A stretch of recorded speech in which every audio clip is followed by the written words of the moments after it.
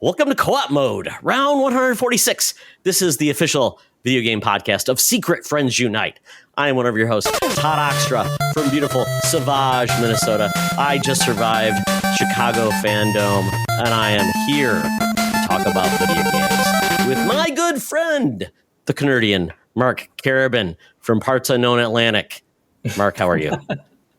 I'm good. I'm not even the Parts Unknown this time, though. We've got someone further east than I am in a very confusing, weird half-hour difference time zone. So I'm not the Atlantean this time. I mean, kind of still am. You know, I'm still floating on an island, connected to our guest by a ferry.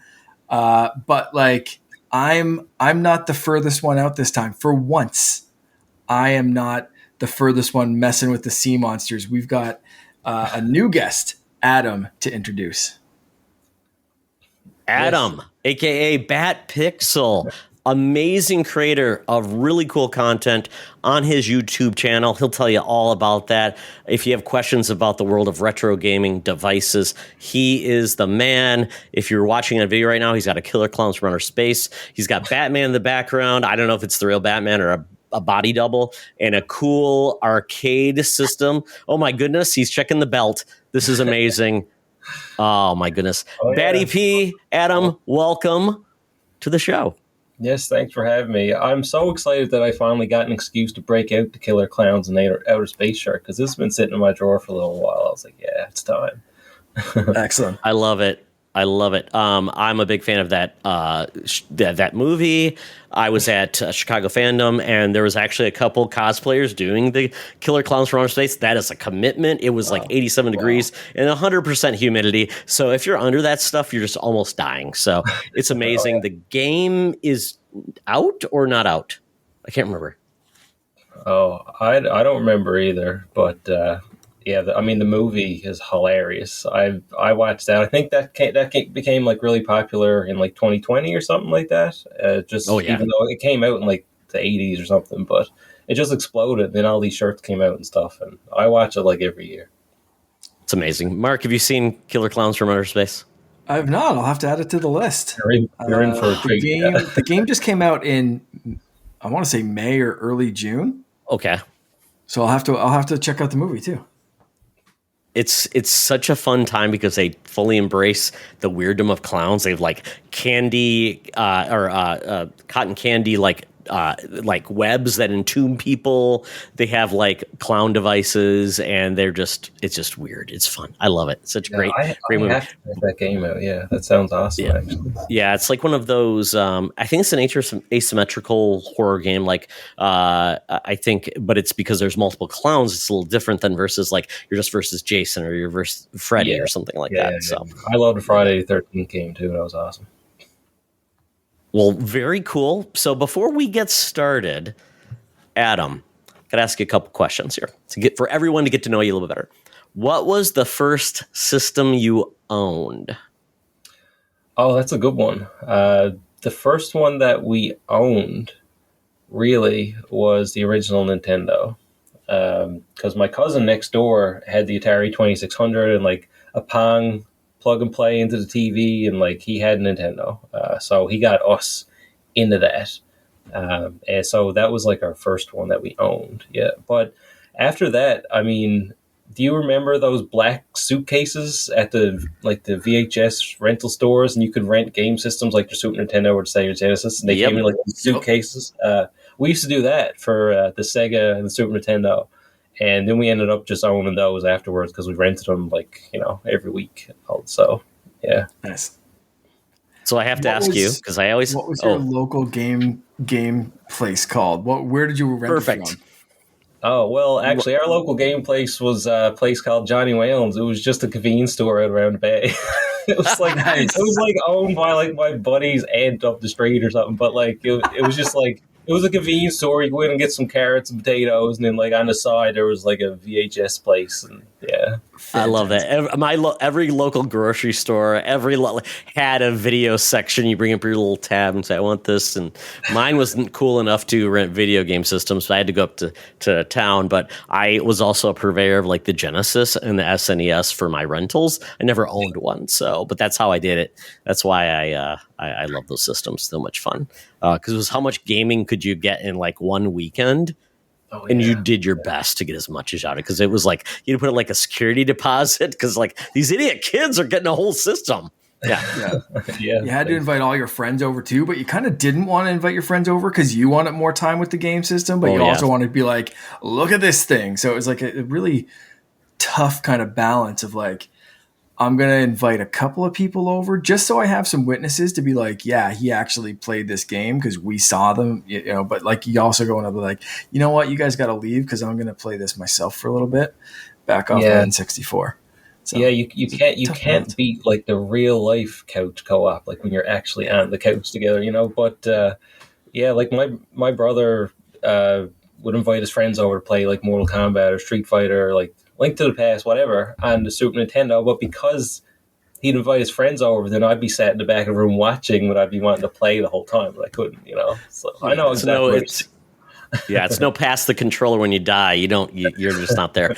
And you also, if you rented a game, you gotta hope you got the game that you rented previously, so it's got your save file. If not, what's the point?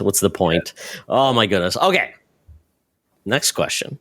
What's the first game you bought with your own money? Oh, see, growing up, like our parents spoiled us rotten, so that I didn't actually. That's nice to hear. That. Yeah, I didn't have to do that until later years. But I'm gonna say it was probably pretty late by the time I started buying my own games.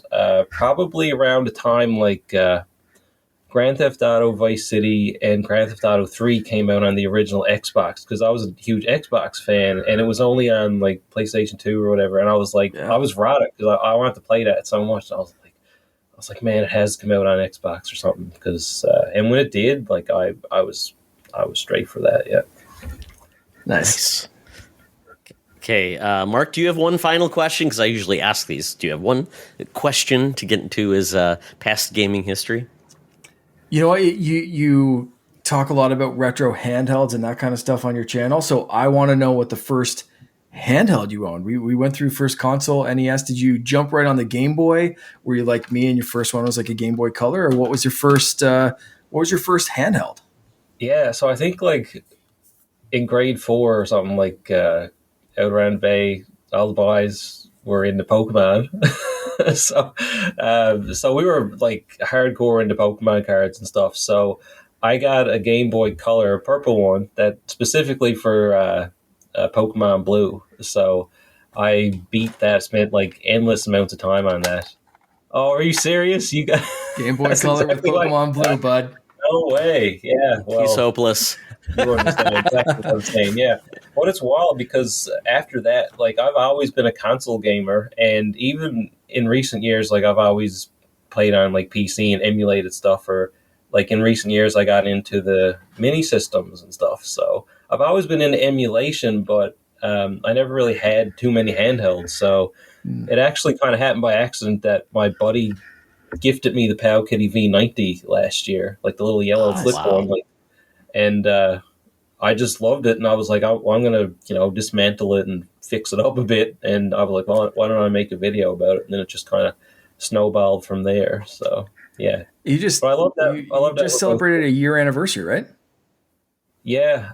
It was a year since my Outlier video, the Asus ROG Ally. So basically I found out that you can reduce the temperature of that because it used to overheat so much and like burn SD cards and whatever. So I was like, you can actually go in and change like a CPU boost I got on and bring it way down, but like it's really tangly. And I was like, no one's going to know how to do this. So I was like, I should just make a video on how to do it. And it just exploded a year ago. Wow.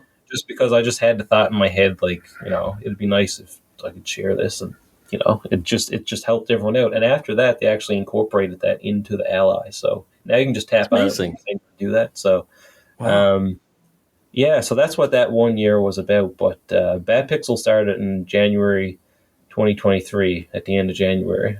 Yeah. Okay. So it's been a little while. So I'm going to ask you the origin of the BatPixel name.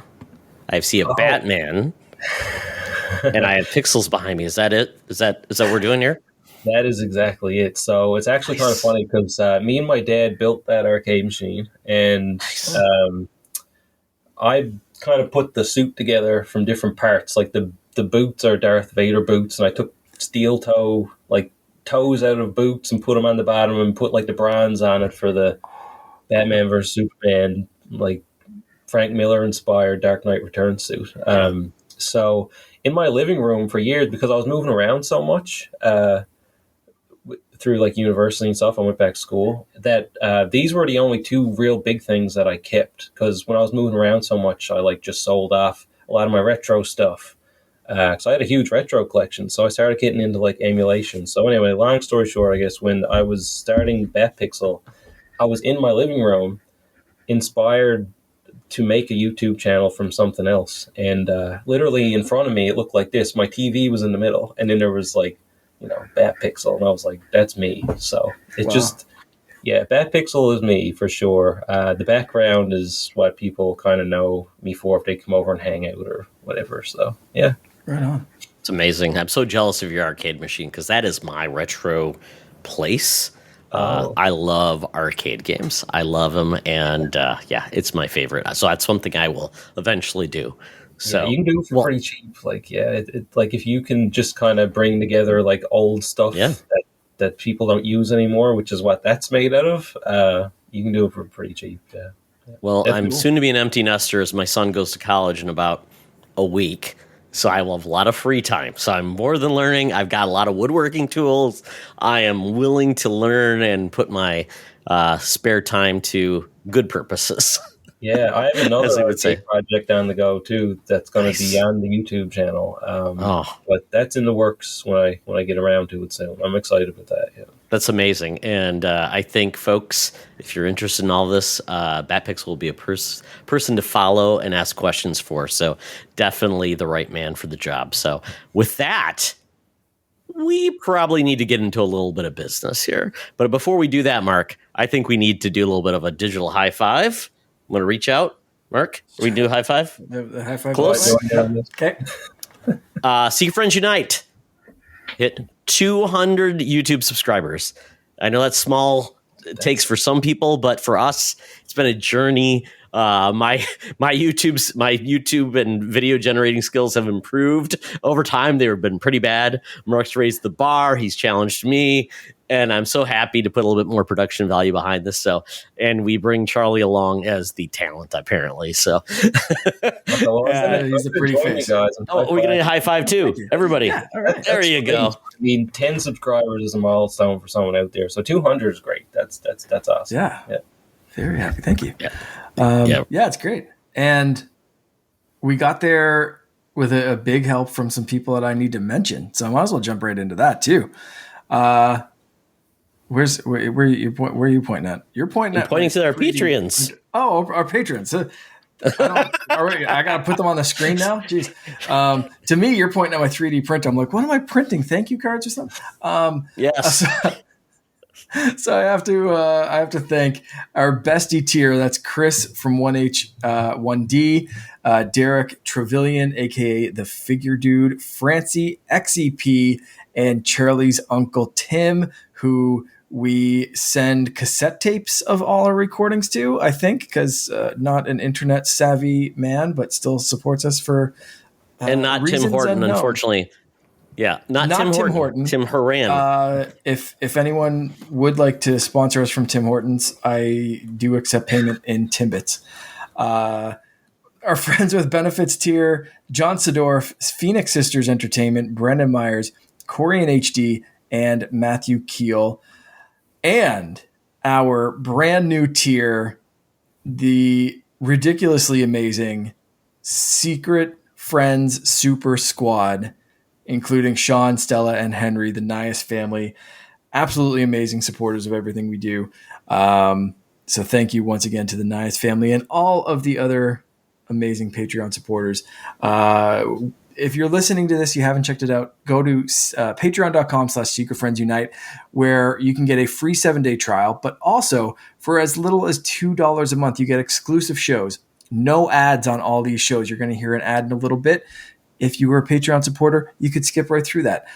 Discord benefits, different ways to interact with us. The Patreon party just happened a few weeks ago. You can jump in on that podcast and fun other stuff. You've got some, again, the Patreon party, new show with me that I have to record a new episode of this week called Walk Nerdy with me, as well as other exclusives and fun little benefits. So head on over to patreon.com/secretfriendsunite. If you can, throw a couple of bucks our way. If not, check out the free trial and then tell some friends. Just tell some friends about the YouTube channel. Get us to like 201. That'd be great this week. And just help us out in any way you can. We appreciate the Patreon support, but we know things can be tight. Money can be tight. Extra buck or two can go a long way to helping other things, not just us. So again, that share, like, subscribe, telling a friend counts just as much as throwing us a couple of bucks. So thank you to anyone that supports us in any manner. Absolutely. Just a fun fact. I actually ran into Kelly at Chicago Fandom from the Phoenix Sisters Entertainment. Very wonderful person. She was out there cosplaying, I believe, as Wonder Woman. Very fun time. Awesome. And then I am helping Sean and Henry build their gaming PC this weekend. So we'll see how that goes. That's exciting. They're getting it's going to be a lot of fun. We're going to have a good time with that. And one caveat that's not exactly fun, but Apple is going to start charging a 30% fee for all new memberships on Patreon purchased in the Patreon iOS app. So I will say, for new members, if you're interested in joining us, do it through the web or through Android. Yeah. But right now that helps it because essentially it just takes a cut from us. We're not going to charge you more just to offset the fees, but it would just take a cut from us. So quite honestly, do whatever you want. Share, give us a rating, anything that works. But if you are going to sub, definitely do it through the web because actually it's a much better experience anyways. Yeah, exactly. And you can still use the app. Subscribe through the web, but you can still download the shows and do all that kind of stuff through the app as usual, as long as you use the same login information. Just set everything up through the web browser. Even through an iOS device, you don't use the app. Just use Safari on your iPhone or whatever, or a computer.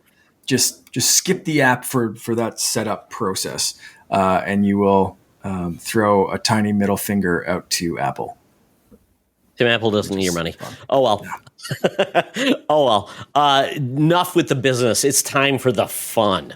This is where the show starts. My goodness. We're doing buy, rent, return this week. This is just like Adam talked about his local grocery store where he bought bait and also video games when he was going out to fish. We go to a video store and we have to basically make some tough decisions about video game mascots this week. What are we going to buy? What are we going to rent? What are we going to return? We've got Bubsy, Gex, and Blinks. I've provided box covers to certain games, but does not incorporate their whole,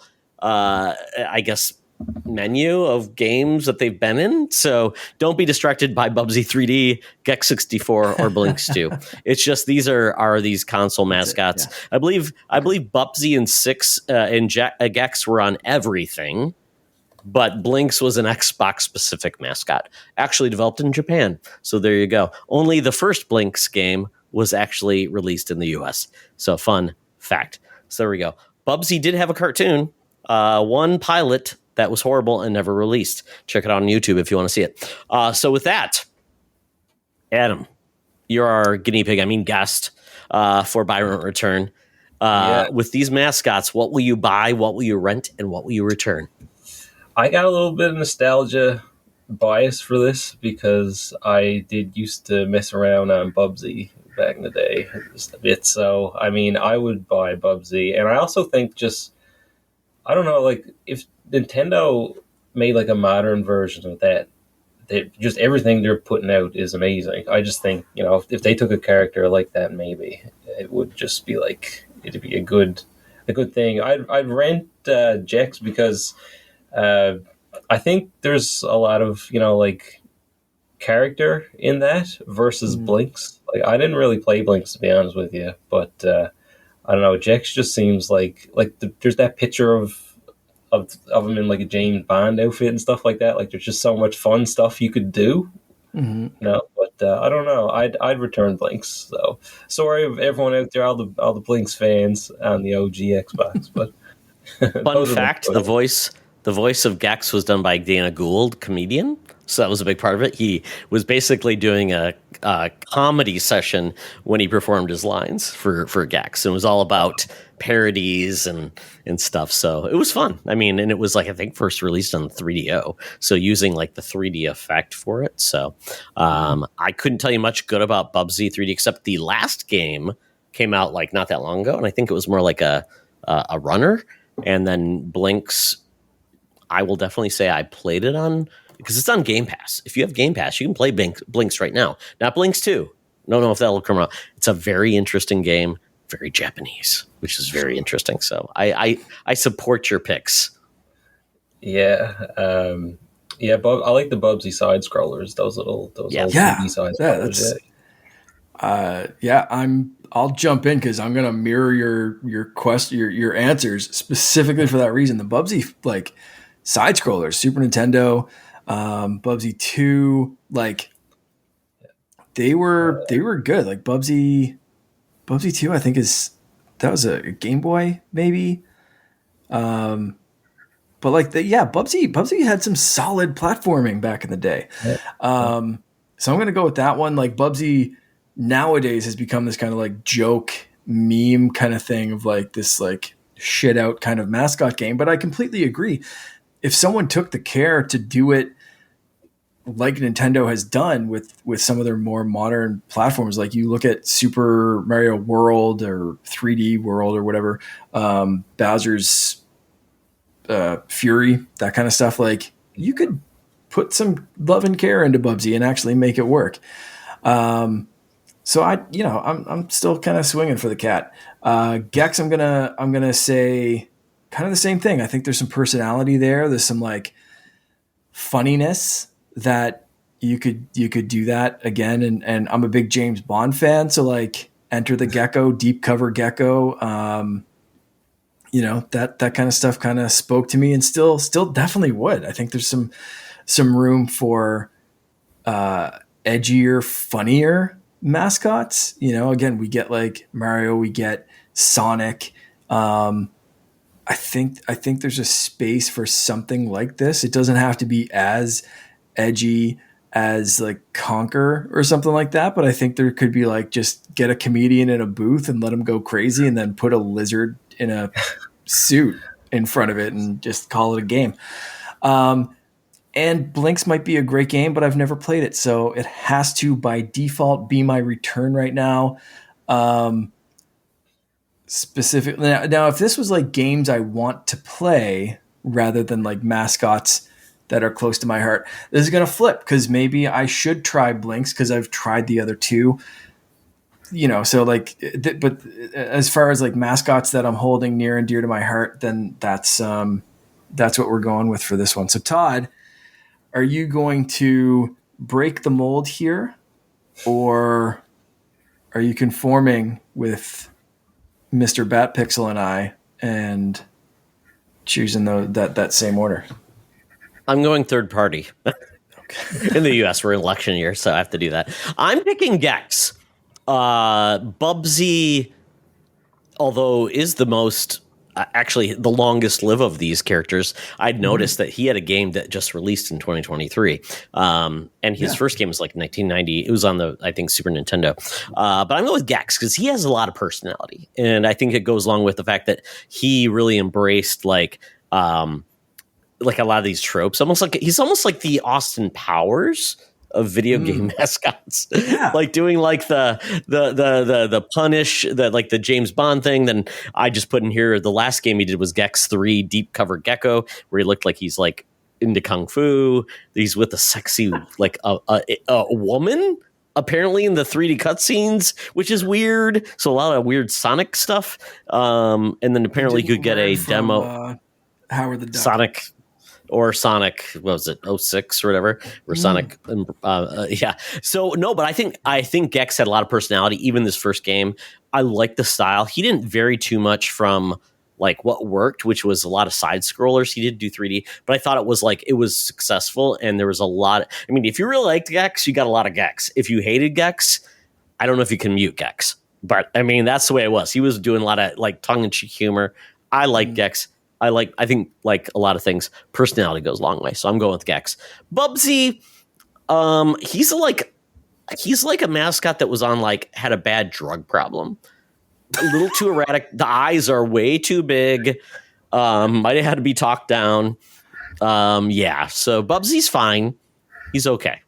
And he did that new game apparently was halfway decent. But Bubsy 3D is like one of the most notorious games because obviously everybody was trying to beat out Mario 64 and PlayStation's like, what can we do? I don't know. Do anything. Bubsy, what do you got? And Bubsy didn't have a lot. So we have that. And then Blinks. I played the game. And I think a lot of people, the fact that the second game was only released in Japan tells the tale. That Blinks didn't have much of a life. I mean, the cats have 9 lives. He had 2 lives. So not great Blinks. And good concept, but horrible execution. Horrible. It's a bad game. But, I mean, check it on Game Pass if you want to. Or just watch a video. And that if that satisfies your hunger for cat mascots, go right ahead. So that's where I'm sticking. But we do have one person who was brave enough in our chat to actually respond. Famous Seamus said, Mark, buy Gex. He's fun. If he was around today, there would be so much stuff for him to make fun of. Absolutely. He's like the social commentary of video gaming. Rent Bubsy. Is he annoying? Yes, absolutely. 100% correct. But I'm not going to lie. I think he could be fun with the right writing. Yes. I don't know if Bubsy ever said anything. I don't know if he had any dialogue, but maybe. I remember he never said much in the 2D side scroller. I remember some sound effects like wow, kind of like that kind of stuff. But I don't think like dialogue wise there's anything. I will say this: check out the Bubsy cartoon pilot. You may regret that, Seamus. So go from there. And then Return Blinks. The gameplay of this game looks interesting, but if you put him back besides another cat mascot, there's not much unique about Blinks. Absolutely. He looks like he's dead in the eyes. Doesn't have much personality. It's not like, what is that one, that Big City Kitty game that just came out that looks very cute. Even Stray, very cute. I don't know. Any other top cats you guys like that in media that's cute in games? Meowth. I mean, I don't think the Catwoman game was very good when it came out. I think that was Halle Berry's Catwoman or something. Oh yeah, yeah. You're not helping. You're not helping cats. In that case, I bought Blinks. Yeah. Cat Quest is supposed to be really fun, so maybe that's Cat Quest is fantastic. Entry. If you haven't, my son loved the first 2. Me too. I haven't played the newest one, but Cat Quest, especially Cat Quest 1, was so great, so unique, just like very cute. Go play those, and also play Little Kitty Big City because that game was delightful. And I will say this: check out the Gex 3 cutscenes where Gex is hitting on a spy lady. That's all I'll say. So the next one, though, it's funny because the winner gamer, Brendan Myers, thank you, Brendan Myers, he said he basically avoids the topic. Never played any of these games. So he's just like, let's move on to a question. He says, where is the Echoes of Wisdom amiibo? This will be the first Nintendo-made Zelda game since Twilight Princess on the Wii U that we don't get an amiibo for. What are some Nintendo games that you thought were a crime to not have gotten an amiibo? What are your favorite top amiibos that you owned? And which ones are your favorite design or favorite by design? Okay. Adam, do you have any amiibo? I got 2 amiibos I just pinned up on the wall tonight, actually. It's 2 in the box? Yeah, they're still in the box, but it's 2 pixelated Marios from like the OG like Super Mario Bros. On the original Nintendo. So I got like the one where it's just like a red suit and the brown hair and like the brown sleeves. And then the next one actually has like the blue and the gold and the white gloves and stuff. So I just like how it's a pixelated 3D look. Like I think they did that with Link as well. Like they had like they had that pixelated 3D look. Yeah. Yeah. Those are amazing. Yeah. They're great amiibo. Keep talking. I'll be back in a second. I have something to show and tell. Oh, Okay. All right. For me, I like how I just love walks those back two as into well. the world of like the pixelated graphics behind him. Yeah, he's just gone. Pixel graph. Oh man, I'm trying to think of my favorite because I have a decent amount. I think for favorite amiibo, I'm gonna have to say maybe Shovel Knight just for rarity and one of the few like third party random amiibo that like someone else did an amiibo, took care of it, like non-Nintendo specific game. Cool. Like Shovel Knight's available for everything. It's not Nintendo made, and I love that character. So that's a really cool one in my collection. But there's some of the Zelda ones, and to like Brennan's question of like, this will be the first like, what's up with that? Echoes of Wisdom. I do love the little Link amiibo from the other game that looks just like this one. Toon Link? No, the little one that looks like he's from this game. Oh, got it. What's that game called? Link's Awakening. Link's Awakening. Thank you. Just completely blanked on that one for a second. But I have that little Link's Awakening, and I want a Zelda to match that. It would be so good. And I don't have it. So that's frustrating.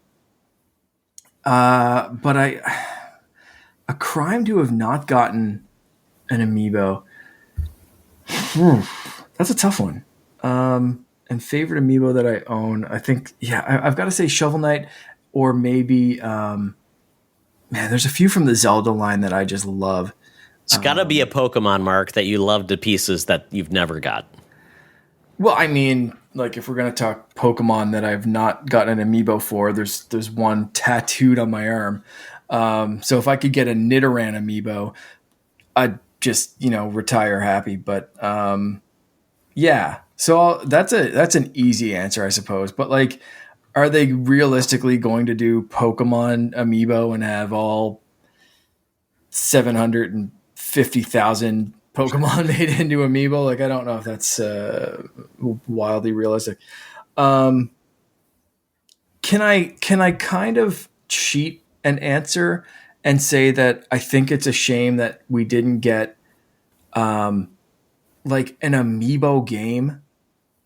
Yes. That utilized amiibo like Disney Infinity or Lego, whatever the hell that version was called. Like, we didn't get an amiibo game that you could scan an amiibo and that was like your game piece or the character that you were playing or something. Like, just take all of these different amiibo, like all of the Smash Brothers character, whatever one, and you could be like, boop, here's the character I'm playing. Even if it was like a Mario Party style knockoff, like amiibo party. I know we got the amiibo party Animal Crossing game that doesn't count. I think a game that just brought all of these in and let you do something with them, rather than like the Smash Brothers. It was so cool to be able to scan your amiibo, but then it was like a computer controlled character or your save file to bring to a friend's house. Who cares? Yeah.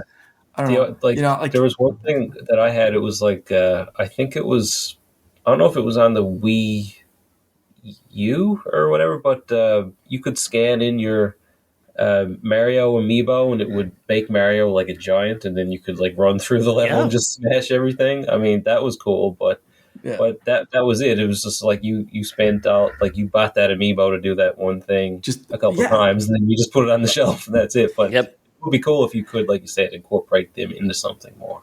Or Breath of the Wild, where you just scan a billion of them to get like meat and like weapons.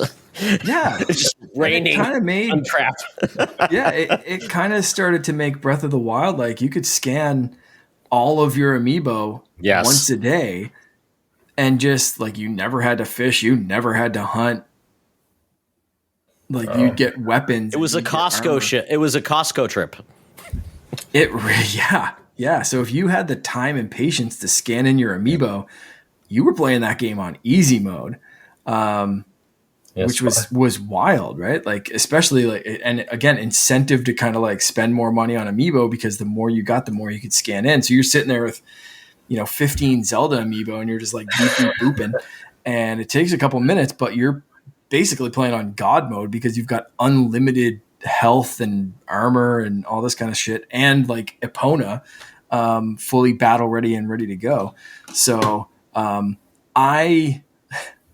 it sounds like I got sick of scanning amiibo in, because all I wanted to scan them in for was the costumes, because it was like a, one in whatever shot. Like you scan in the Wind Waker amiibo and you could get the hat one day and maybe the shirt the next day and the pants the next day. But it never always dropped like that. Like you'd get a hat one day and then you'd get fish for 3 days in a row, and then you'd get the hat again and like curse the stars. And then like finally you'd get the pants a week later and be like, yes, I can almost dress up as the version of Link that I want to. Meanwhile, I'd just be scanning in, like leaving fish in a field somewhere, like a maniac, just flopping these fish that I created. Making bait piles.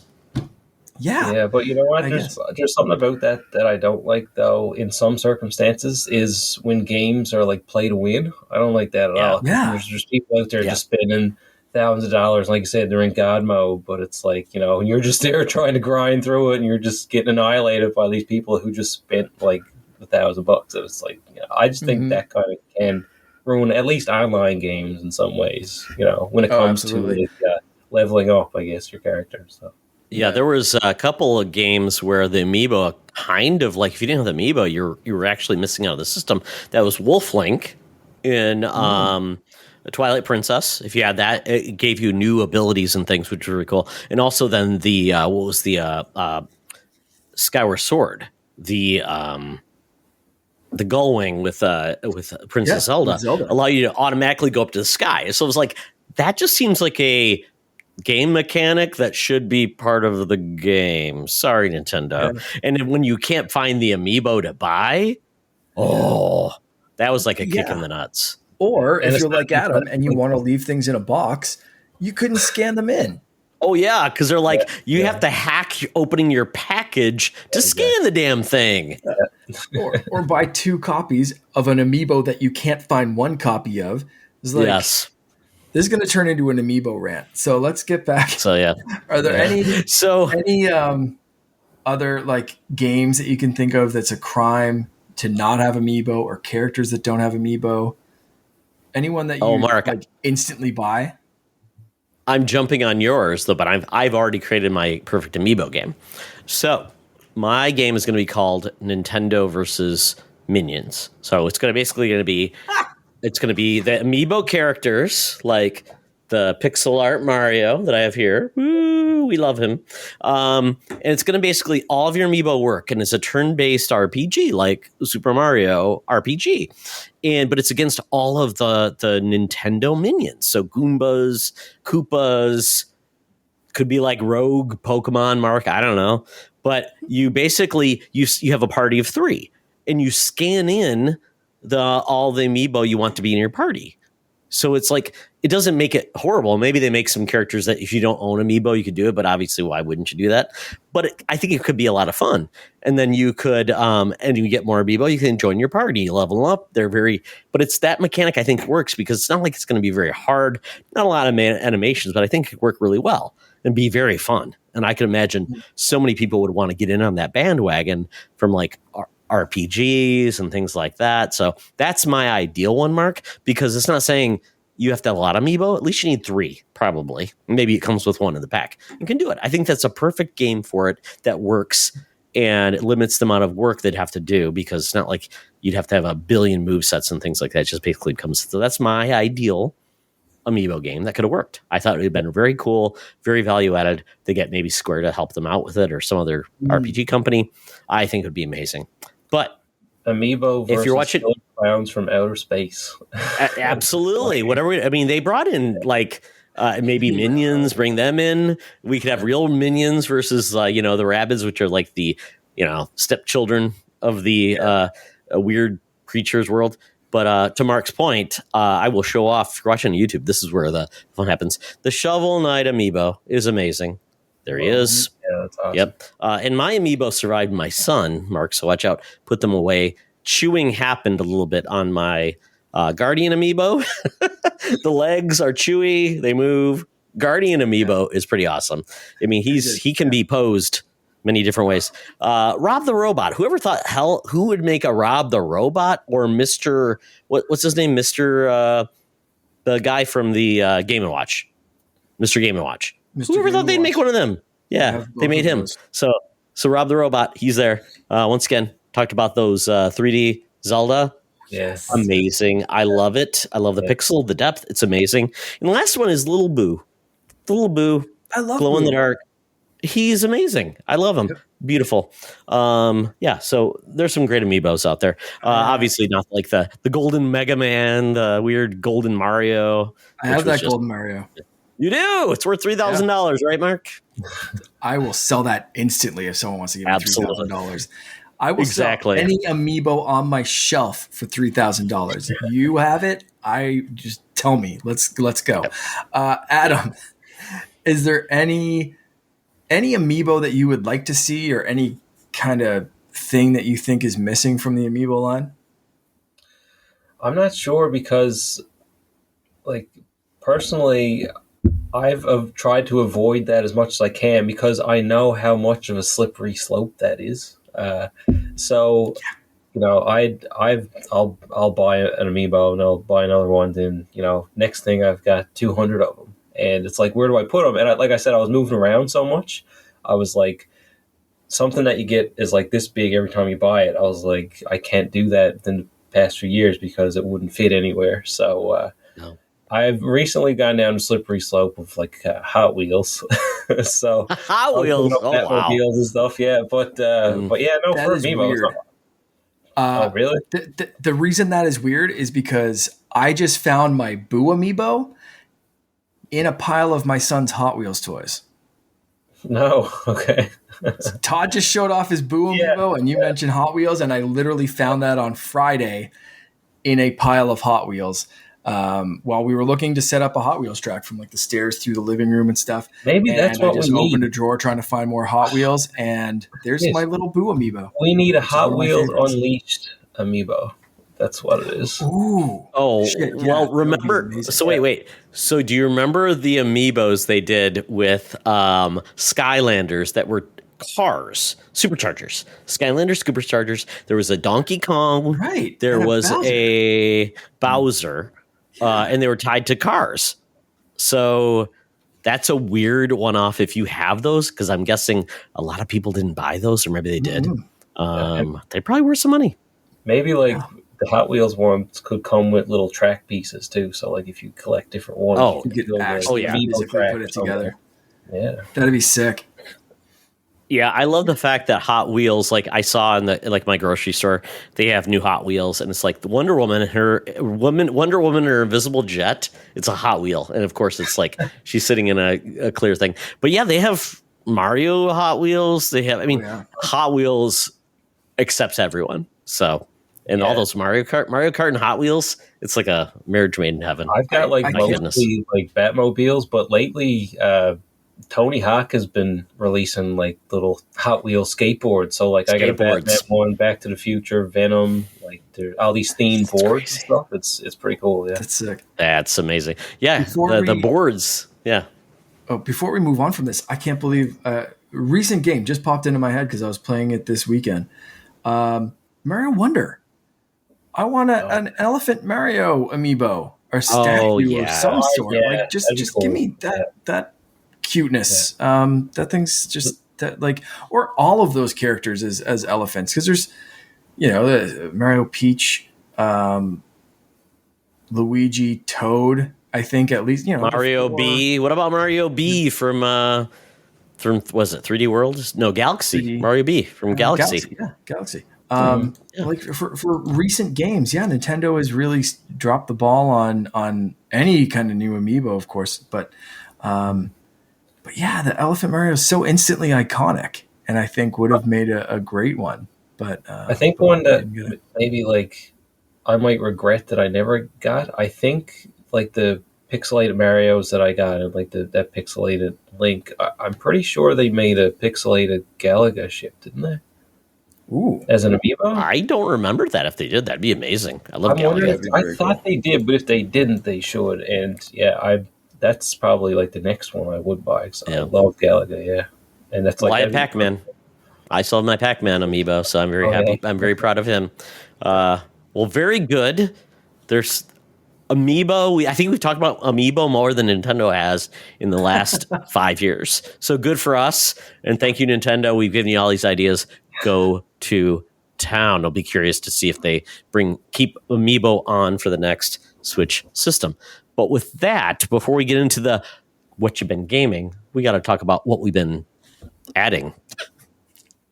Hey, Secret Friends Unite, let me tell you about Zencastr. We use them for our show, and now they're supporting us. Zencastr is now the all-in-one solution making podcasting easy. It's the ultimate web-based podcasting solution. Provides high-quality audio and video podcast production and hosting. With a full suite of professional tools, podcasters can seamlessly record, produce, and publish studio-quality content, all from one dashboard.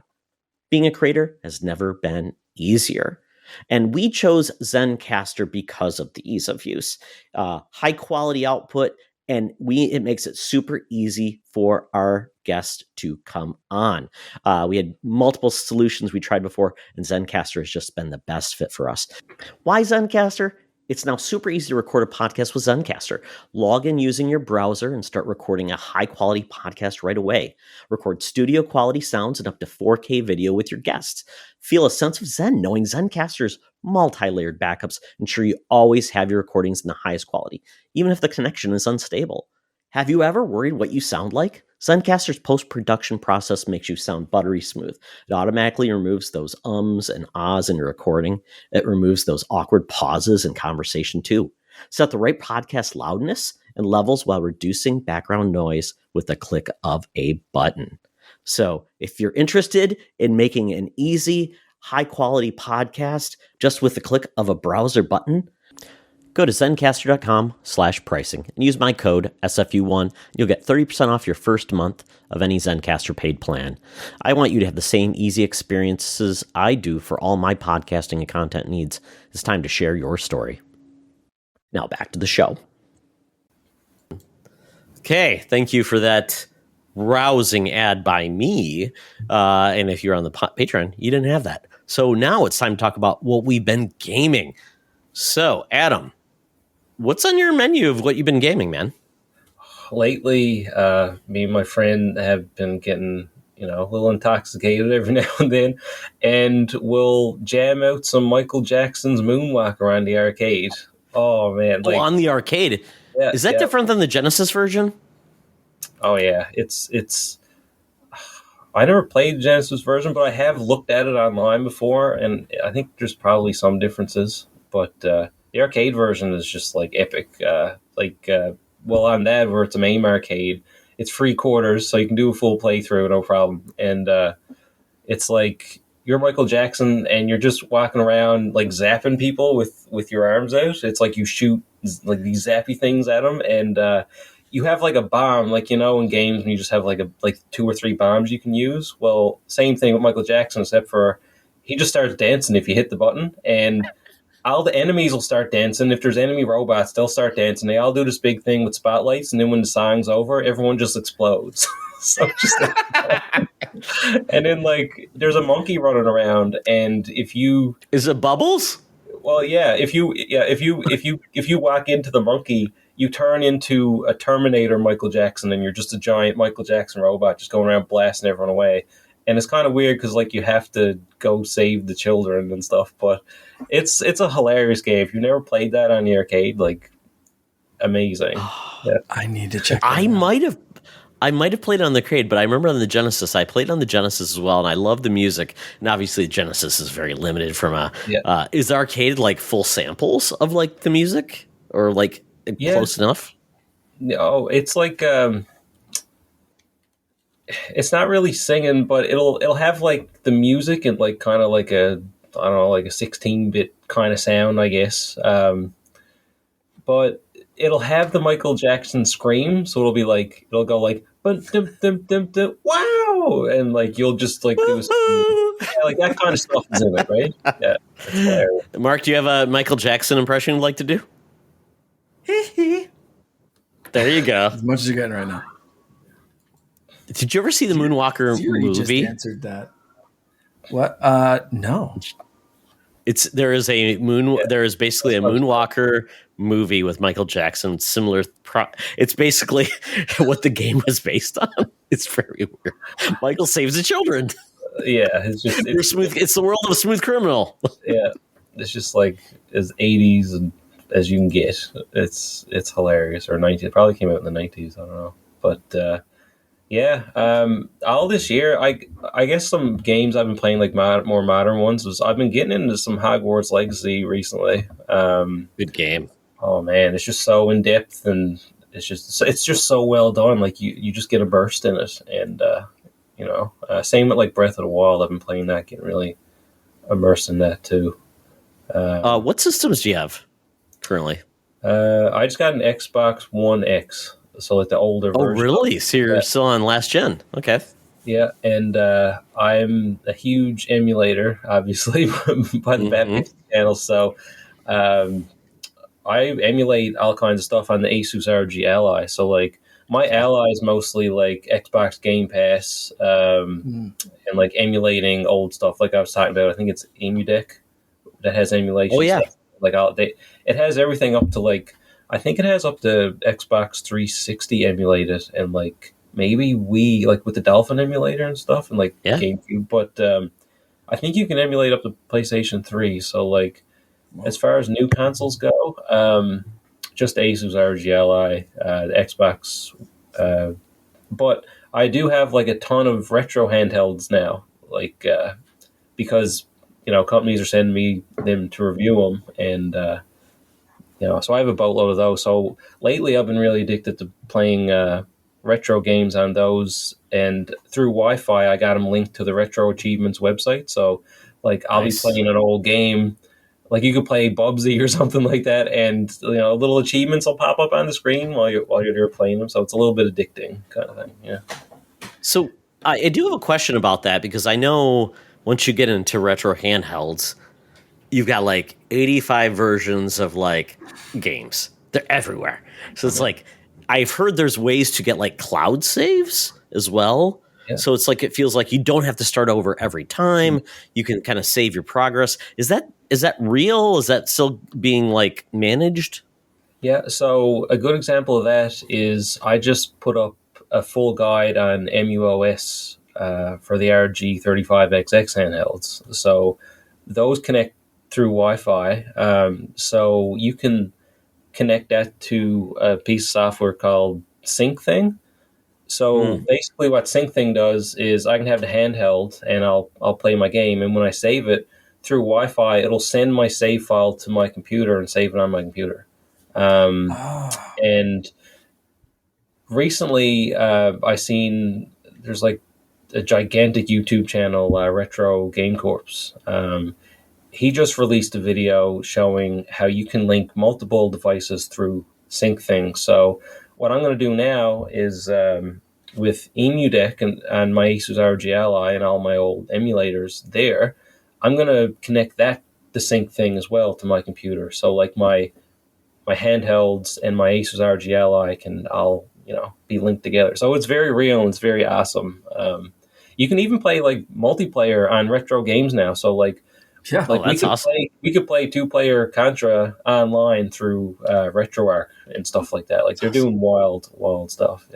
Yeah. I love that because it becomes an addiction. With like, I got to get this new system because it's got like one extra analog stick, or it's got this, or does that, or it can do another system. So it just gets frustrating. Like, well, am I going to just start my 13th play of Mario 64 on another device, or can I just play the same game? Because obviously that's the goal, is like not to start over and actually make some progression in your game. So that's good to hear. The thing is, you got to choose your core that you're using. So like if you play like Link to the Past on Super Nintendo using a certain core to run that game, if you play Link to the Past on another console on a different core, that save file might not work with that. So it's like it's a little tangly that way. Yeah, and if you have questions about that, the cores are kind of like the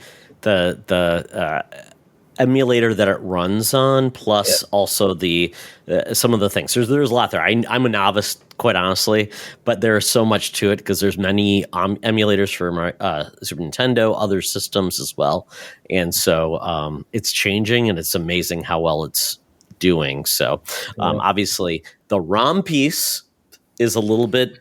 We don't talk about the ROMs. I don't know. We only talk about the systems. No. So that will get people in trouble. But we talk about the systems.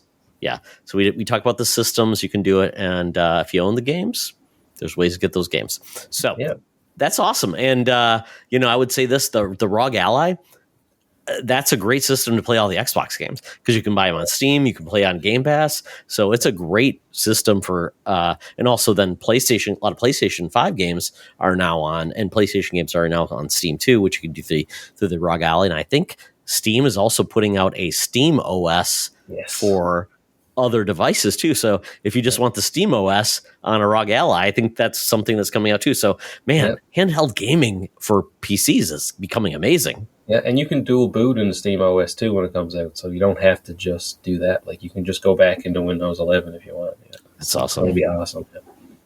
I know the Steam Deck is not at that point yet, but they have Windows drivers now for the Steam Deck. But the Asus ROG Ally is essentially a Windows system, so dual booting is amazing. So we're getting there, I think, to the point where if Xbox eventually gets serious about this whole gaming handheld, they'll make an Xbox OS for a handheld, maybe. Yeah, that whole Game Pass thing where you can play Game Pass on your phone, like on Android stuff, like on iPhone 15, like through streaming, right? Yeah, so they're kind of all like they're getting into their own handheld markets in different ways. It's exciting to see. It's just like last year, it seems like the handheld market has just exploded. So like within the next couple of years, what we're going to get, like what we're talking about now might be like us talking about dial-up versus Wi-Fi. You know what I mean? Like it's kind of like Well, very good. We're going to get into more retro talk at the end of this show in the bonus rounds. Don't worry about them, folks. We've got a lot to talk about. But with that, thank you so much. Love the fact of what you're doing. But Mark, I guess we're going to make into retro. We continue. We'll talk a little bit about retro because I've been playing this. Which is my new retro handheld. So this is my RG35XX SP, which mercy, they've got some naming conventions. That's yours. Watch Here's my original on our YouTube, folks. Look at this. This is my original Game Boy Advance SP. This is the NES edition. For anyone watching YouTube, I really want to get some stickers for this and make it look the same and stick some skins or something like that. I spotted a couple on Etsy, so I might have to just pull the trigger and get that. But yeah, I've been playing a little bit of this through the weekend, and my brother, I think, is convinced to order one. And I'm very excited to test exactly what Adam was just talking about, which is playing multiplayer, linking up and being able to play some Mario Golf or Contra or Battletoads Double Dragon or something through two of these devices, which my original RG35XX didn't have Wi-Fi, Bluetooth anyway to really hook up and sync up that way. So I loved this device, but when I found out that there's Wi-Fi and Bluetooth and that clamshell design that now I can throw this in my pocket and not worry about just absolutely demolishing a screen. This is a perfect handheld for me. It's a little chunkier than the original SP, but if you're not holding them side to side, you're not actively comparing them. This feels very, very similar. Very, very on point. What I liked was now we're grown adults, our hands are a lot bigger too. So, I like that it's a little bigger because it's more comfortable, right? Yeah, absolutely. I completely agree. And I will just touch on one point that before we jump into the next thing. That's the one thing for me is these, you mentioned these are going to feel like a dial-up kind of thing, compared to modern Wi-Fi and that kind of stuff. And I am feeling this a little bit because I have to update the firmware on this. I'm running a couple of firmware things back, right, from when I ordered it to what's out now. So I saw on the Ambernick website that there's a new firmware version, and it supports like, I think, better sleep when you close the lid or something like that, puts it into a deeper sleep mode so it doesn't drain the battery as much. And there's no over-the-air update. And I know MUOS just released an update where you don't have to completely wipe the card. You can kind of insert the update into the card, and it feels like we're right there for an over-the-air update. But it's not quite there yet, even directly from Ambernick, let alone putting on these other things. And like you said, you can get. And I just set up my retro achievements today, so that's I finally have that on here too. I haven't done the save sync, which I think is going to be interesting because I do have RetroArch on my computer, on my phone. So being able to do that save sync, I'm going to try that. I'm going to follow along with the video. So the thing about it is, like, I don't know if the Stack OS supports sync thing or not. I don't think it does. But the thing about MUOS is right now in its current state, the only thing you're going to lose if you decide to go with that custom firmware instead is Bluetooth. So you won't be able to use Bluetooth yet because it's like this thing. It's hard to get Bluetooth set up on third-party software or something like that. But they're working on it. It's on their list of things to do. I saw that. Yeah, I was checking out their roadmap today. Yeah, it's so. I'm and I was going to say, it's amazing that these devices are. We're not talking about $500 devices. We're talking like devices that are under $100. Everything, and it's amazing. Is pretty much under $100. Like, it's like I'm scrutinizing them for different stuff, but it's like at the end of the day, I mean, what we're getting for that price is amazing. Yeah. And I owned the Ambernick RG353PS, so that was the more like an SCNS controller. I ended up selling mine because I got a Logitech G-Cloud i1, which is like, for me, that takes care of all my emulation needs. I just got to get it set up right. Mine's an Android system, so that's one of the bigger things we'll talk about is basically Android, Linux, all these fun things and all the capabilities. So, but Mark is in heaven because he's been loving this, like these old handheld formats that he can play all these cool new games. And you're basically going to get either the analog controls, or maybe you're going to get the digital controllers, multiple analog sticks, all these different like form factors, which is just so much fun versus the original hardware. Where I mean, I owned the original GBA hardware, which had no backlit screen. So I went to somebody that installed what they call it, I can't remember the name of the mod where it added a backlit screen. I sent it to a dude back in 2000 early, and he did it and sent it back to me. I'm like, I was essentially playing roulette if I ever get my system back, but it was so much better. I need like the worm light. I didn't need like a billion magnifying glasses to see it. And that was a bad part.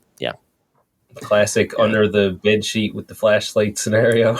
Exactly. Play it in the day, don't play it in the dark. Because like, what are you gonna do? That's how I played this thing, man. It was like the ring light plugging into here, or the worm light plugging into there.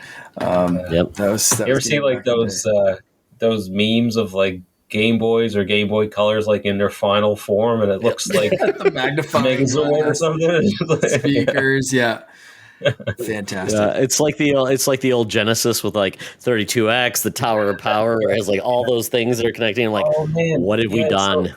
It's so crazy to say that because on the mini Sega Genesis consoles, you can get all those attachments. They don't do anything, but you can do that to your minis now too. And I wanted to buy that, but it's like $400 or something. I was like, I don't know, but I don't know if I can justify doing that. But it's just so cool and nostalgic. I guess that's what it is. Got to be able to 3D print that one. That's my go-to for everything. It's like I could 3D print that. I could. Exactly, and unfortunately, we're over.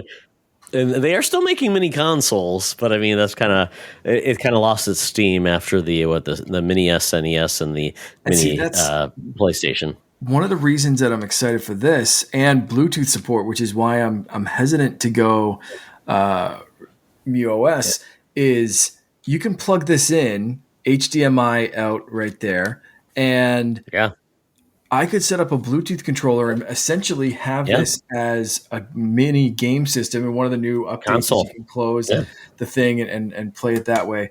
And it's a retro console with all the games that I love. And this thing will run like an N64 and that kind of stuff, but it doesn't have enough buttons to run an N64 game.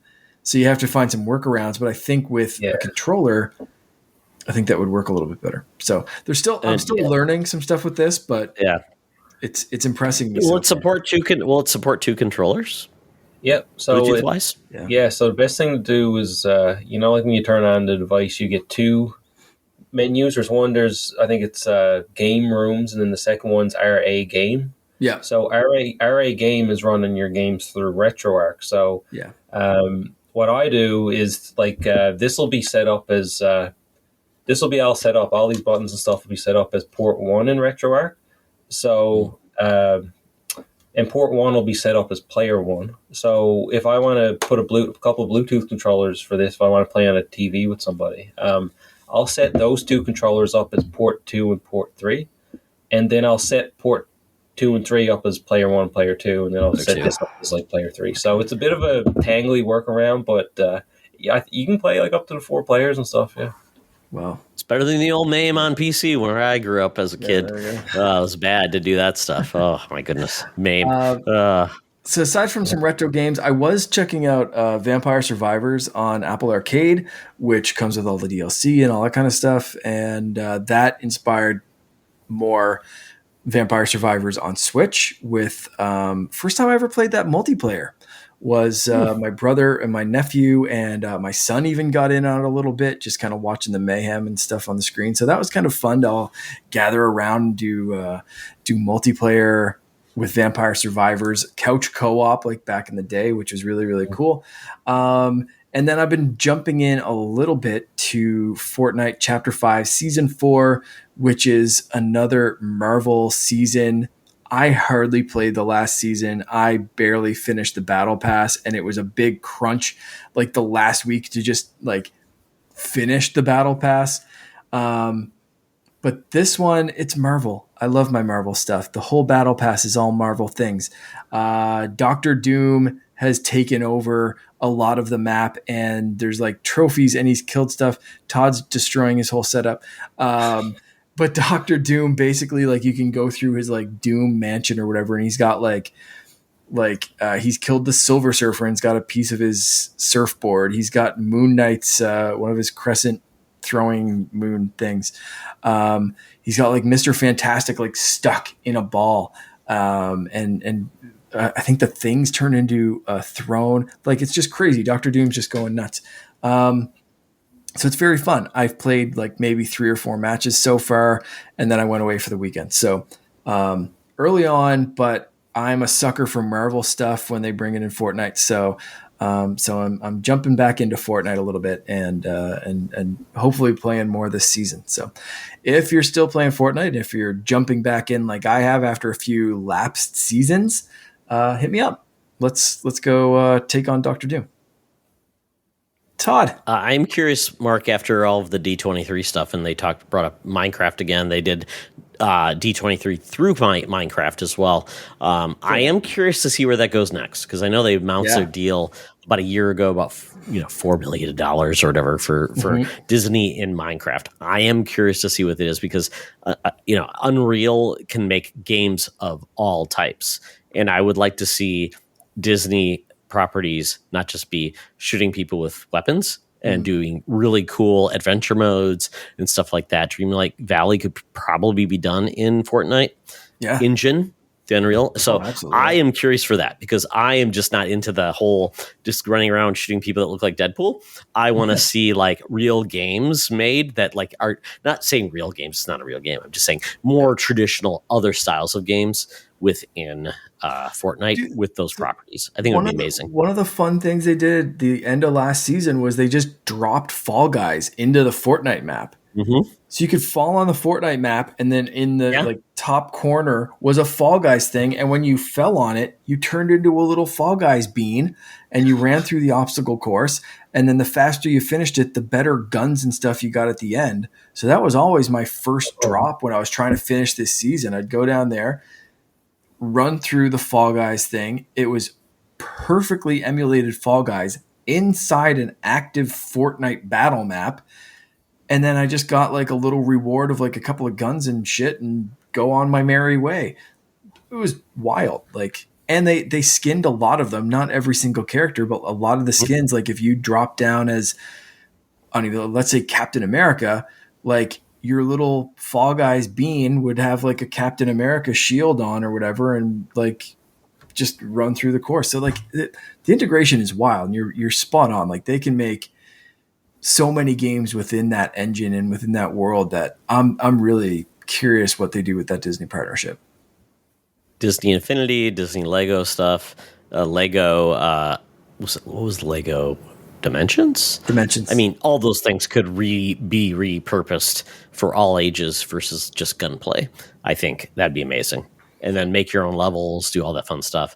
I think could live really well in Minecraft, in Fortnite, because I think it's just an area to play with. It becomes Fortnite is a world that is capable of many things. It's the metaverse. It is all things, all franchises. So I am excited to see what they do versus just, hey, because as we know, Fortnite started off as a different type of thing before it ever became the Battle Royale. So it's not in its end state at all. It is constantly evolving, has billions of dollars. So very cool. For me, I went on a trip. I was on a plane. I was like trying to figure out what I could do with certain things from a mobile aspect. I've had some issues with my Logitech G Cloud to do a lot of the retro stuff. Not sure why. I'm getting like it stalls out.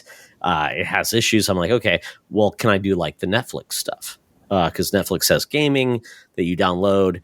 Unfortunately, if you don't have a connection, like my plane did not have a Wi-Fi connection, I can't play those games. So it's very frustrating. So I'm like, well, I'll just take my handy old Switch that does not require an online connection for the game I'm playing, which is Luigi's Mansion 2 HD. It's a pleasure. It's so much fun. I love it. It's great. It's obviously a 3DS game. They ported up, but I never really got into it on the 3DS because I didn't love the control scheme. I have big sticks on my my Switch because I use the I'm trying to remember the name of them. They're just like the third party big handles. They're great. I love it. Right. Works awesome. Yeah, they're amazing. And I love it. And it's been a great game. I am halfway through and just having a blast with that. It's a little different than Luigi's Mansion 3 in regards to it's more level based than it is like a fully open experience. But I am enjoying it. I'm having a great time. So I'm hoping to finish that soon because I got to clear up a space for my GameFly queue to get my that's already reserved as my Outlaws game. So Star Wars Outlaws is coming in a couple weeks. So I got to return one game. The other game I'm playing, so I will probably get that game done. But College Football 2025, playing on Xbox Series X. Obviously in Canada, you don't care about college football in the U.S. because it doesn't matter. We talked about this, Mark. I talked about your college football experience. It doesn't really exist. It's more about soccer where you went to school. So, Adam, I don't know. College football, does that have any interest to you at all in Canada? I'm really good at card fishing, so I can tell you. So for me... Well, you know what? We did almost have a football team, I think, at one point, and a wrestling team, and I was going to join both, but they just didn't do it. So, no, it wasn't really a thing. We played hockey and baseball growing up, so, I mean, I love MLBPA baseball on Sega Genesis. You know? No, I totally get it. Like where I went to school, Michigan State has a really good hockey team. They're usually better at that than they are football, but I love college football. It's like a religion in the United States. A lot of folks in the U.S. don't have a professional team to root for, so they love their local sports team. So that's college. Myself, I'm playing my Michigan State Spartans, and I'm just loving it at this point. I'm playing it rookie mode. I'm playing it the easiest mode. I'm having a great time. I'm in the football championships, and I'm having a great time. I Oh, don't that's care if I cool. suck, but I'm having a good time. I tried at a higher level, and that was horrible. I didn't enjoy getting destroyed, so I'm doing it this way. So I'm having a good time. I will probably finish my season undefeated because I'm playing at the easiest difficulty. Don't hate at me. It's the only way my team will ever win, anyways, because we don't have the money You or know the what? corruption. Sorry. You reminded me of something with Luigi's Mansion 2. I actually did own a 3DS, and I think I had New Super Mario Bros. 2 on it where you collect like a billion coins. But I also had Luigi's Mansion 2, I'm pretty sure. And I specifically remember the last midnight release that I went to EB Games to, or like GameStop or whatever.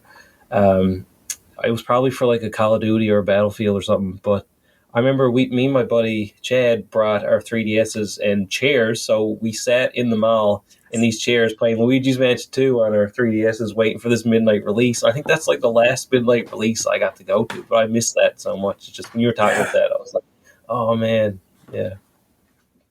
It's amazing. Those- Yeah, they don't those have as much midnight as they used releases to. with the 3DS was like midnight releases and midnight like showings. Talking about like Marvel and stuff. Oh I yeah, remember bringing my 3DS to like Marvel midnight release movies, like MCU movies early on. They were awesome. Yeah. The impromptu like Mario Kart tournaments with like other geeks waiting in line with 3DSs. Man, that was like peak. Yeah.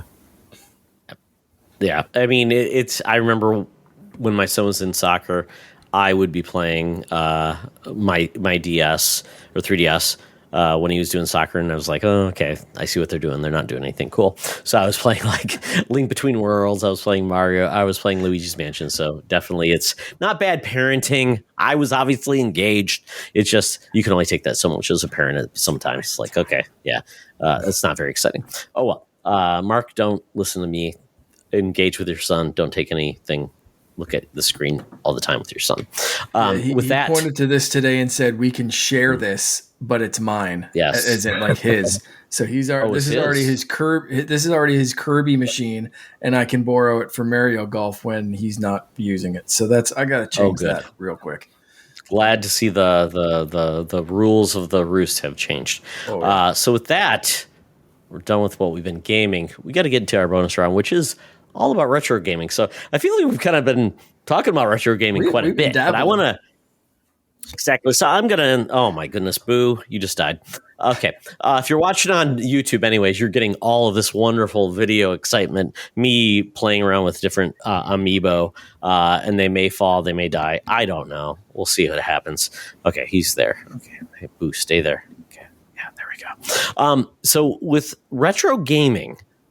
The question is, what really is retro gaming? And I would say it's kind of like classic cars. Yeah. Classic cars are anything older than 20 years post-release. So if we think about retro gaming, then it's anything post 2004, gentlemen. Yep. That's scary. It's one thing I've always thought about is like if you look at it from an individual standpoint, you'll have a bias in some way. But if you look at the general public and like the market of, used games, from the 70s up until now or whatever, that the market can usually tell you kind of what's sort of hitting people's nostalgia that's retro on like a mass scale versus individual. So like a good way to think about that, I guess, is like, say, original Xbox. You could go buy any original Xbox game you wanted for like $1 or $2 because nobody wanted them. And then after so many years, then all the prices just start skyrocketing. And then you got these special ones that are hundreds of dollars, and like, and it's just like this big nostalgic wave that hits. So that rolls over, and like, to me, I don't know if that's quite hit like the 6th, 7th gen, like the 360. I don't know if it's gone that far yet for nostalgia, but like the original Xbox for me is retro, but like I wouldn't call the 360 retro, if that makes sense. So yeah. So should we do a caveat on retro? Meaning, is it a gaming system that you cannot easily play now? Is it the best way to define retro? I think so, but I think I don't that's know. also a weird kind of like, because you can't really break it down by generation because Xbox has done such a good job at preserving generations, and a lot of the games get remade. So like, let's go with your classic car example. So some quick rapid fire 20-year-old games. These games came out in 2004. Halo 2, Half-Life 2, GTA San Andreas, Far Cry, um, Doom 3, Jack 3, was it Red Dead Revolver, Metroid Prime 2, Metroid Zero Mission, which feels way older than like a GameCube game for some reason. Like that's blowing my mind right now for some stupid reason. Um, Maybe because it's Game Boy Yeah. Advance and it's more retro, like 16-bit style rather than like a 3D modern-ish looking game.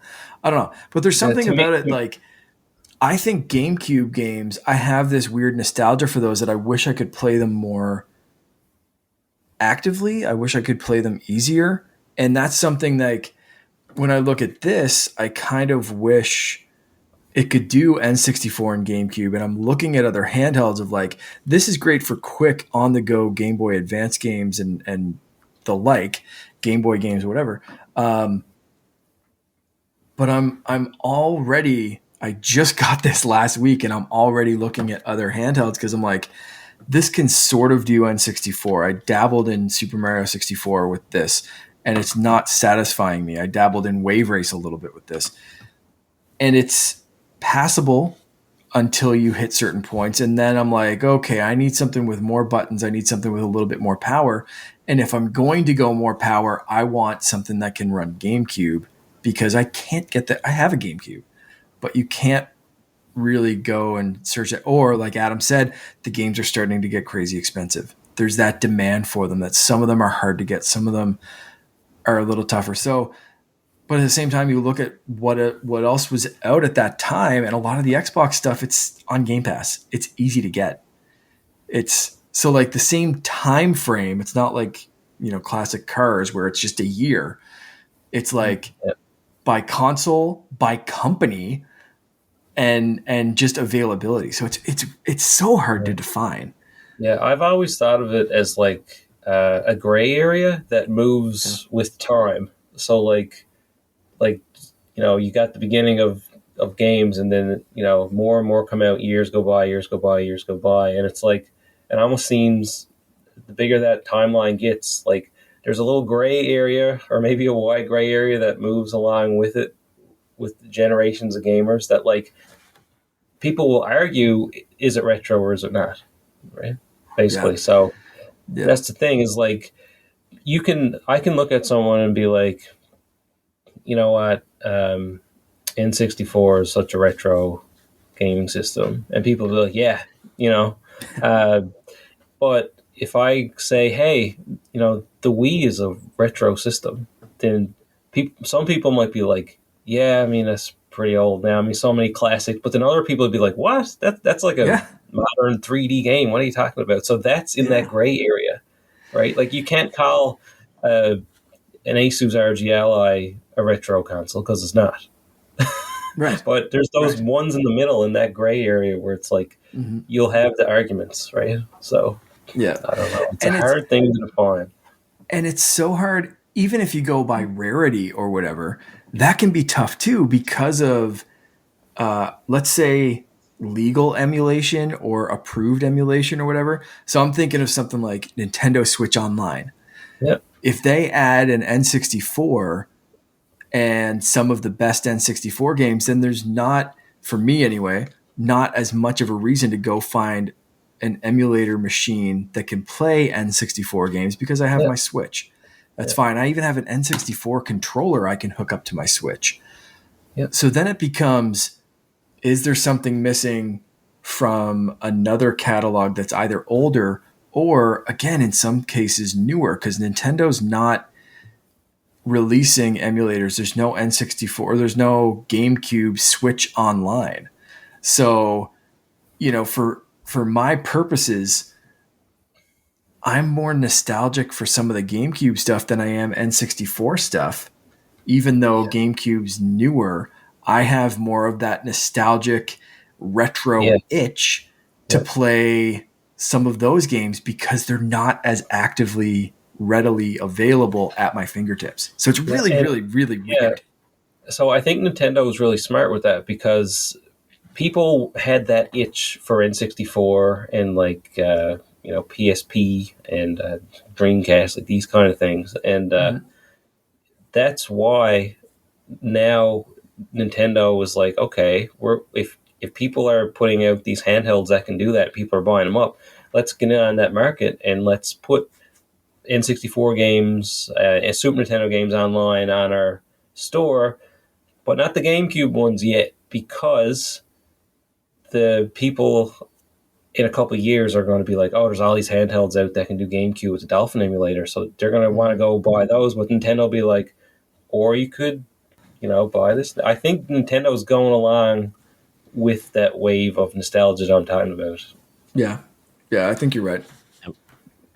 It will be interesting because at this point, I think Nintendo feels there's a lot of value still in GameCube, as we've seen.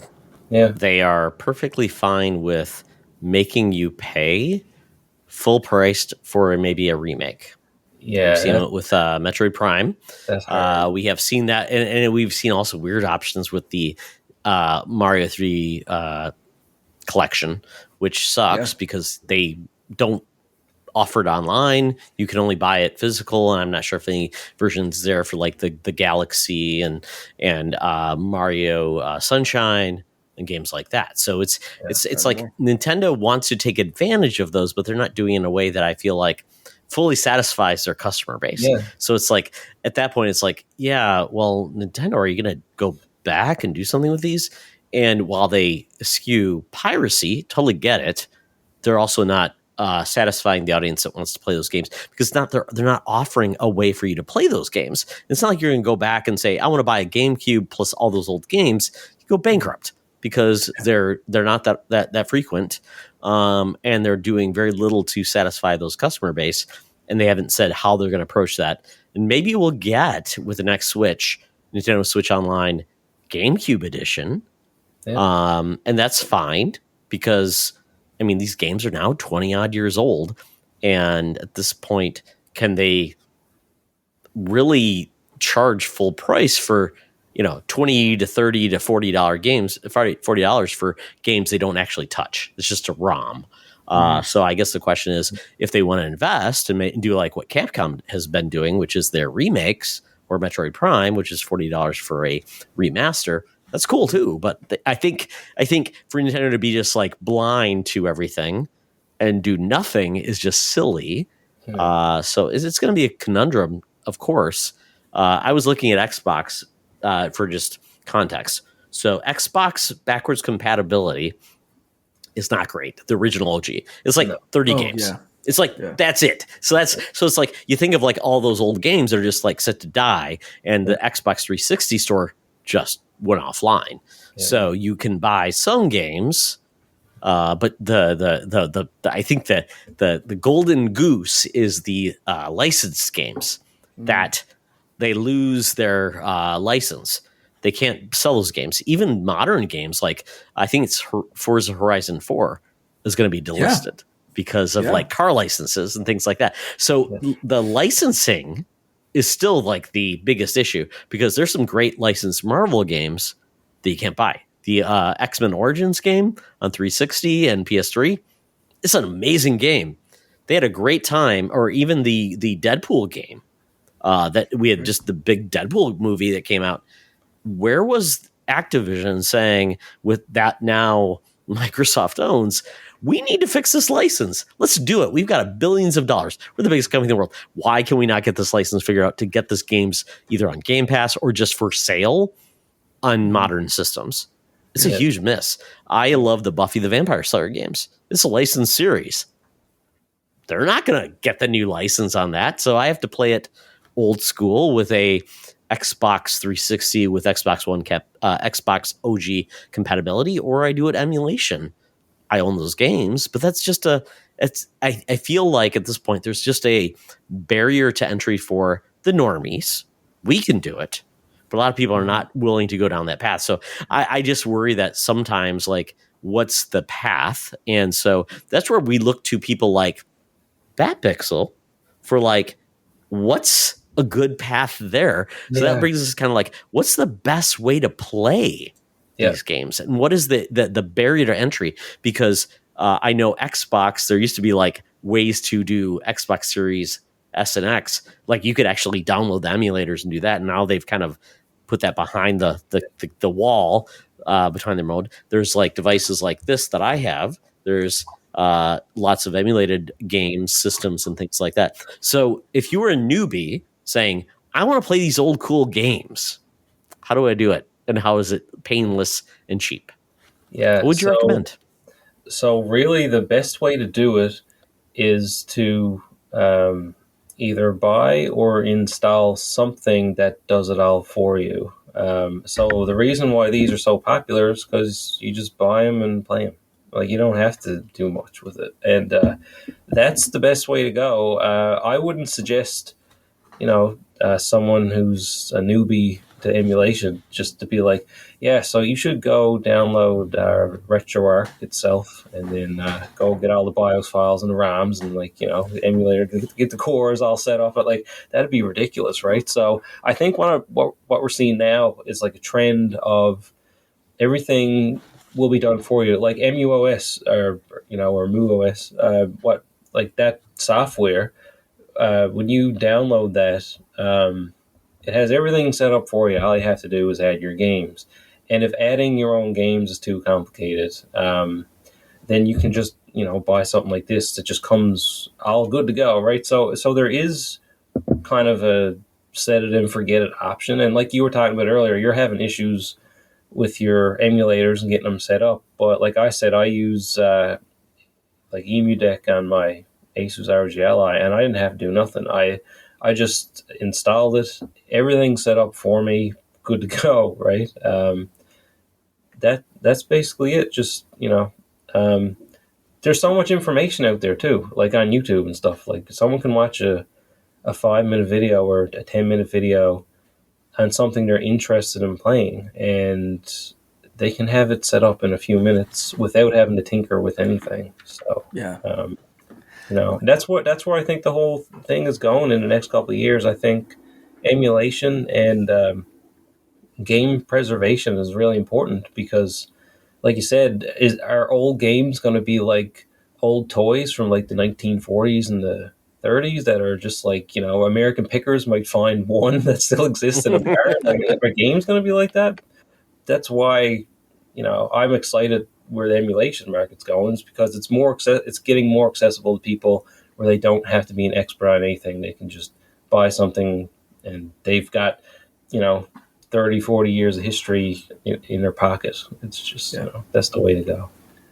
It's crazy how much it's come from a plug and play or a pick up and play model since like the original RG35XX, which I found like the stock OS option. I used it for like 10 minutes and was like, that is garbage. Yeah. Let's install garlic and just like absolutely hack the ever loving crap out of this thing to something like this, which like I got the one memory card option. I installed my own with a ton of games and all that kind of stuff on it. But like, I checked out the one memory card. I haven't touched the OS on this. Like you said, if you pick like the RA games or whatever that folder's called and use RetroArch for everything, and even the built-in games, like I said, I messed around with Wave Race. That was built into this thing. I've added a ton of my own, but which were easy to find, and I've had them for a while, of games that I used to own and all that kind of stuff. And again, we won't get into the ROM you mean games conversation, but like, yes, yeah, or yes, still own actually. You still own every one of the games you have on that. Yeah, but like this is so much. It's 2 years newer, and is so much more user-friendly pick up and play, where I've suggested this old one to a couple of people, but I also said, like, when you get it, bring over your memory cards. I'm going to have some fun with them, and I'm going to give you back a functional system, because this out of the box wasn't. This thing, I would suggest to anyone, you can tinker with it and put MuOS on it or Garlic or a few other different ones that you want to, but like, I'm so much more impressed with this out of the box 2 years later. I can't wait to see what's 2 years down the road. I think it's going to be crazy. I do want to ask both of you, because I keep saying this is like my perfect handheld. For me, my sweet spot of nostalgia, I know I talked about like GameCube and Wii and N64 and all that kind of stuff, but my sweet spot, especially for like where I want to play retro, is usually handheld or NES, SNES, that kind of stuff. This is damn near perfect for me. Clamshell design, something easy, very simple button layout, no analog sticks or anything like that.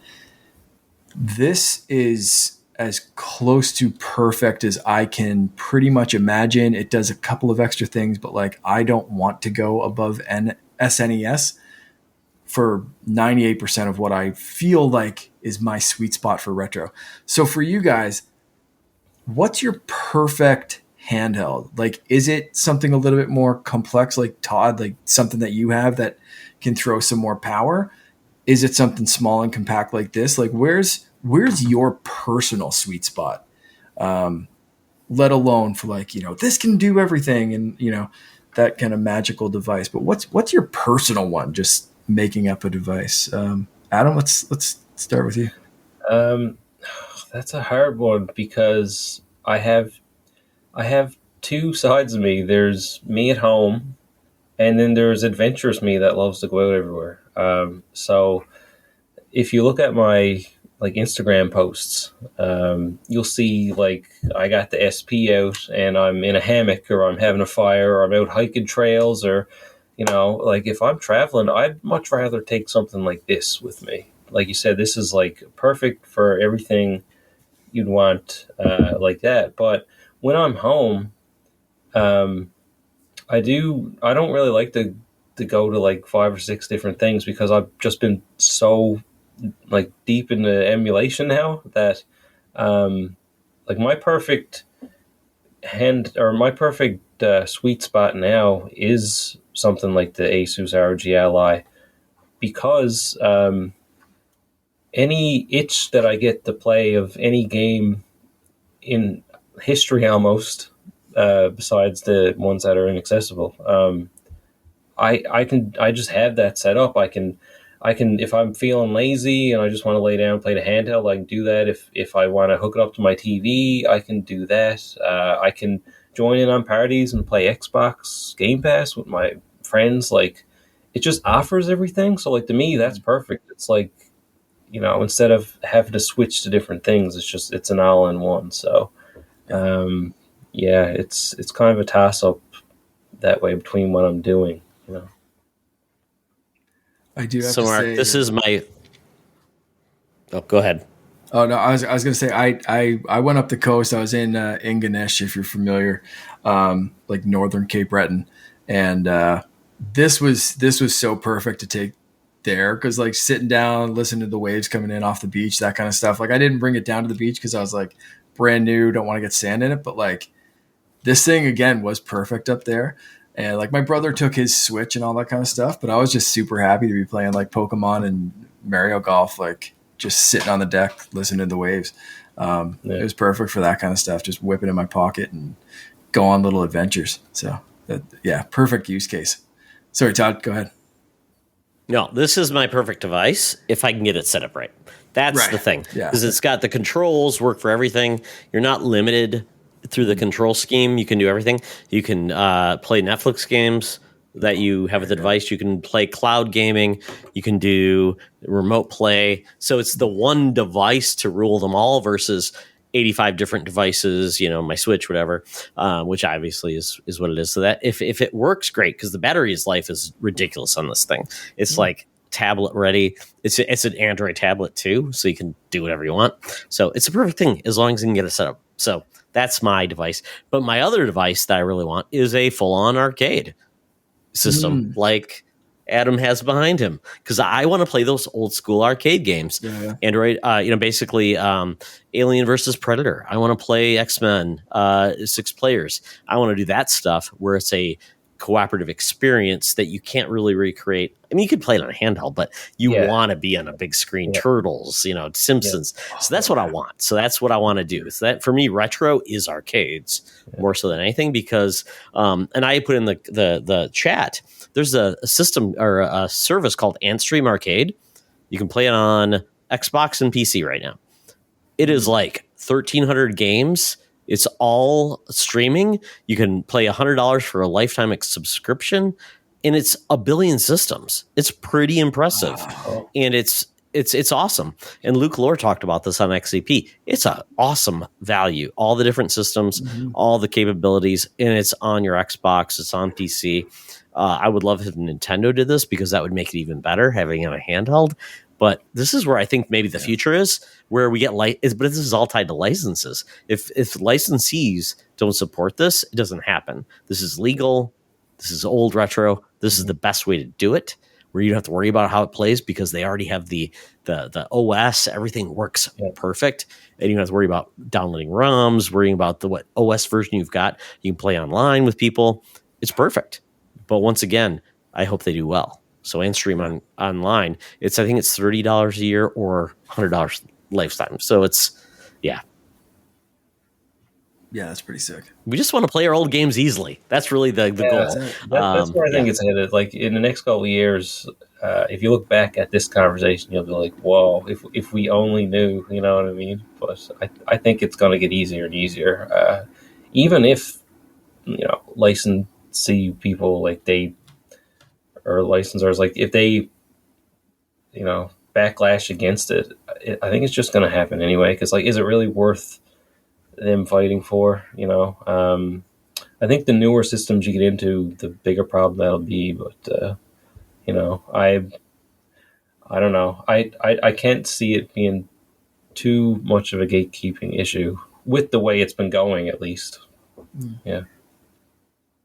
And quite honestly, Nintendo's like the last holdout for getting to play their old games easily. Yeah. Obviously, they've made some headway with the Nintendo Online. The biggest thing is we still don't know with Switch 2 if they'll let us play the games whoever purchased on the Switch on the next system. If they do, amazing, because they've already had so much of their catalog, plus Nintendo Switch Online, that, quite honestly, keep bringing it on, and it's great. If they don't, or they screwed up somehow, that's going to be very frustrating, because it feels like they've got a lot of systems they've left behind that people just want to play, like the Pokemon games, Mark. I mean, how often are Nintendo Switch Online, where's going to be the next Pokemon game? Well, it's the Mystery Dungeon, not the old school games. Man, but they're not exactly, Yeah. I keep saying that. You don't like, want they shut off the 3DS. They just like put the Pokemon games on Nintendo Switch Online, add the Pokemon Home integration, and just go almost full catalog backwards compatible. Like, just it's right there. Just do it. Yeah, and it sucks too, because Nintendo are the Nintendo ninjas when it comes to the emulation world, because they're the ones that are making it hard for people to access any Nintendo stuff. Like, there's the recent Nintendo emulators, like the Switch emulators that wrote recently. Like, Nintendo sued them and fined them a bunch, and they're shut down now. And even these little handhelds, like, these used to come with Mario on the original, like Mario 3 would come on these, not now. Not like some of the first party Nintendo games are like not even on these anymore, because they're like, we don't want to poke the bear, because Nintendo is brutal with that kind of stuff. So it's really on them to make their games accessible to people. And it's weird. I don't know if they're holding out because, like, now they're doing the N64 thing, and then maybe hopefully they'll do like the GameCube Online, like we talked about. But it's just, it takes them so long to. It's always like they're out of sync with like the North American market, what people want versus what, and it's like they've always been kind of weird like that though, because like remember even on like the Super Nintendo and stuff, they had like the special chips in the cartridges, so like third party people couldn't make games for consoles and stuff. Like they've always just been so hard to deal with. But anyway, yeah. Nintendo has the richest history in video games, and they just announced that they're going to have their Nintendo Museum in Japan, which is great.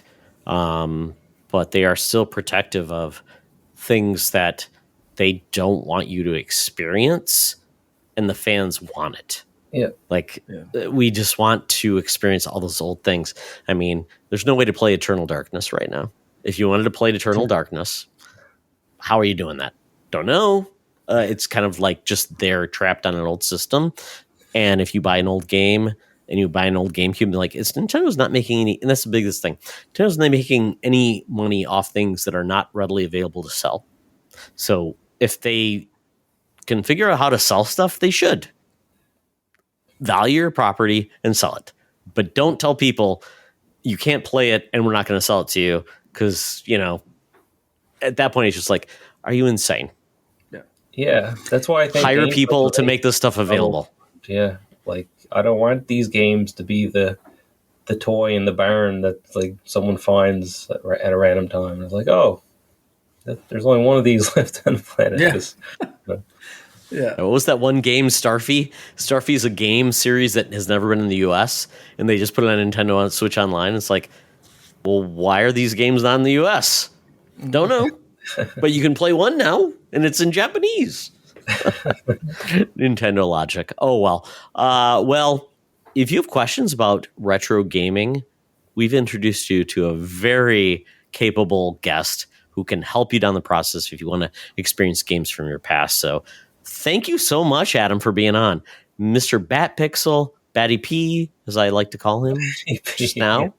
We go way back. Me and Batty P. Love having you on, another Atlantean from the Canadian region. Stay safe. Watch out for sea serpents on the Atlantic coast. Yeah. Hopefully that storm don't take us out here tonight. Yeah. So with that, get rid of that. Yeah. So Adam, before you leave, tell us how people can find you and reach out to you on the interwebs. So the best place to find me is on YouTube. So that's youtube.com/@BatPixel. And I found out on social media that there's some old BatPixel handles being used. So usually on social media like Instagram, X, and stuff like that, you can find me at BatPixel channel. And you'll see my same blue little logo with the pixelated bat on it. So not hard to find.